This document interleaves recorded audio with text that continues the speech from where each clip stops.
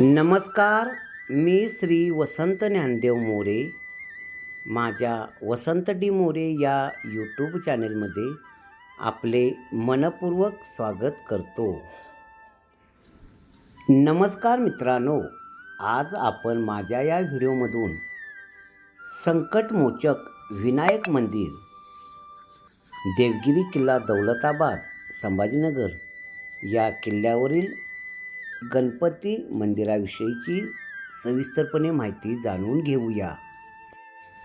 संकटमोचक विनायक मंदिर यादवकालीन गणपती मूर्ती, देवगिरी किल्ला, छत्रपती संभाजीनगर. गणेश उत्सव हा प्राचीन काळापासून साजरा करण्यात येणारा हा सण मानला जातो. ऐतिहासिक काळातील अनेक गणपती मंदिरे त्याची साक्ष वेळोवेळी देतात. असंच एक मंदिर देवगिरी किल्ल्यावर आपणाला पाहायला मिळतं. संकटमोचक विनायक असं या बाप्पाचं नाव असून हे मंदिर पेशवेकालीन आहे. नानासाहेब पेशवे यांनी त्याचा जीर्णोद्धार केल्याची इतिहासात नोंद आहे. एखादं संकट आलं की, युद्धजन्य परिस्थिती निर्माण झाली तर नागरिक या संकटमोचक विनायकाला साकडं घालत अशी नोंद आहे, अशी माहिती पुरातन वास्तू अभ्यासक आदित्य वाघमारे यांनी दिलेली आहे. किल्ल्याला आहे ऐतिहासिक महत्त्व. देवगिरी किल्ला म्हटलं की डोळ्यासमोर उभा राहतो तो अभेद्य किल्ला. किल्ल्याच्या भोवताली असलेला खंदक आणि त्यात असलेल्या वन्यजीवामुळे देवगिरी किल्ला कोणालाही जिंकणं शक्य नव्हतं.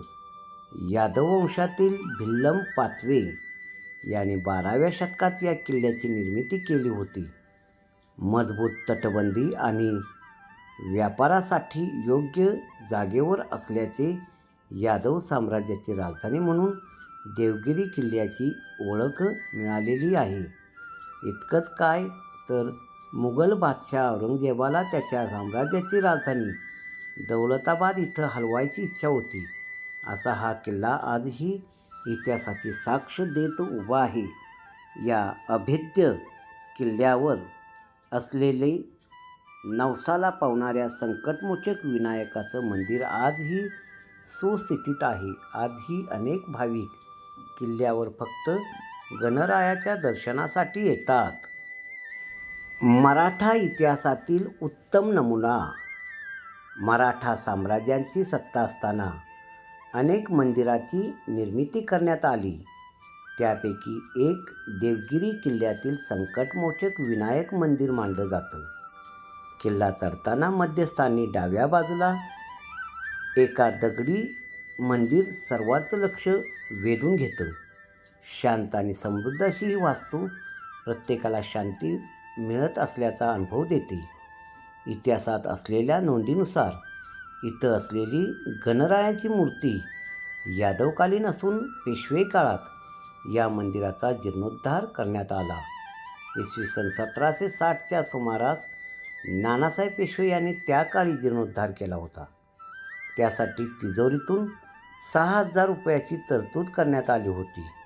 तर प्राणप्रतिष्ठा करण्यासाठी 106 रुपये 8 आणे आणि 2 पैसे इतका खर्च करण्यात आला होता, अशी ऐतिहासिक कागदपत्राची नोंद आहे, अशी माहिती आदित्य वाघमारे यांनी दिलेली आहे. किल्ला सोडताना सोबत नेली होती गणेश मूर्ती. 1775च्या सुमारास पेशव्यांनी निजामासोबत तह केला. यानंतर हा किल्ला सोडला होता. त्यावेळी संकटमोचक विनायक बाप्पाची मूर्ती पेशव्यांनी आपल्या राज्यात नेली होती. यानंतर 20 वर्षांनी म्हणजे 1795 साली जेव्हा पुन्हा पेशवे किल्ल्यात दाखल झाले, त्यावेळी पुन्हा त्याच मूर्तीची स्थापना त्यांनी उत्साहात केली. मूर्ती परत आणण्यासाठी त्या काळी पेशव्यांनी 204 रुपये खर्च केले होते, अशी इतिहासात नोंद आहे. या मंदिराचं वैशिष्ट्य म्हणजे मंदिराचं शिखर हे कोणत्याही धातूपासून बनवलेलं नाही, तर ते वेगवेगळ्या आकाराच्या तोफ गोळ्यांना रचून बनवलेलं आहे, असे पुरातन वास्तू अभ्यासक आदित्य वाघमारे यांनी सांगितलं. खंडागळे कुटुंबीय करत आहेत या गणरायाची सेवा. किल्ल्याच्या मध्य ठिकाणी असलेल्या या संकटमोचक विनायकाची पूजा करण्याचा मान खंडागळे कुटुंबियाकडे आहे.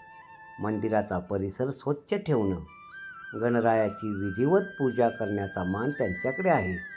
खंडागळे कुटुंबातील 4थ्या पिढीतील शोभाबाई खंडागळे या सध्या ही सेवा करत आहेत. ऊन, वारा आणि पावसात शोभाताई नित्यनियमानं रोज किल्ल्यावर चढून मंदिरात येतात आणि सायंकाळपर्यंत तिथंच थांबून बाप्पाची पूजा आणि सेवा करतात. किल्ल्यावर आलेल्या प्रत्येक भक्ताला त्या मंदिराची माहिती सांगतात. मंदिराची सेवा करण्याचं भाग्य आम्हाला लाभलं असंही त्या आवर्जून सांगतात. माझा हा व्हिडिओ आपण शेवटपर्यंत मनपूर्वक पाहिला तो आपणाला आवडला असल्यास लाईक करा आणि सबस्क्राईब करा. माझा हा व्हिडिओ शेवटपर्यंत पाहिल्याबद्दल आपले मनपूर्वक धन्यवाद.